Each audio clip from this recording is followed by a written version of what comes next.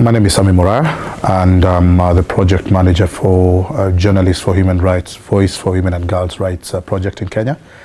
And what we do as a project is a lot of media development, media training, especially on gender issues, and these we do to journalists, civil society, and other key partners. We had a meeting that brought together civil society and journalists, and in this particular meeting, we were trying to work on the linkages and the synergies between the two groups. So how civil society can be able to get their success stories told by the media, and how the media can also use civil society as their sources. And from this particular story, we had a representative from a school that is generally rescuing or helping out girls who are teenage mothers. And it's a big problem that came into the country during the COVID era, and one that hit the news in a very big way. So what happened from that particular meeting is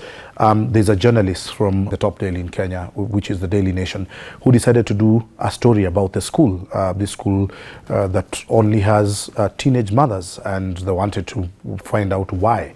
And the reason why, from a project's perspective, it is a success is because this was something that was being done from a meeting that we had organized, and two, the fact that these journalists were before could not have had access to this person who had the school. Once the story was done by the Nation, there were a lot of donations that came in afterward. There's a lot of good work that we at JHR in Kenya are doing, these linkages that we are talking about, and we would like to continue helping journalists, because part of what we are doing in the country is giving story grants to journalists to be able to go to the grassroots to do stories that they would not have been able to go down to do. And even this particular story that we are talking about, the school is outside of Nairobi, in a place called Kajiado County.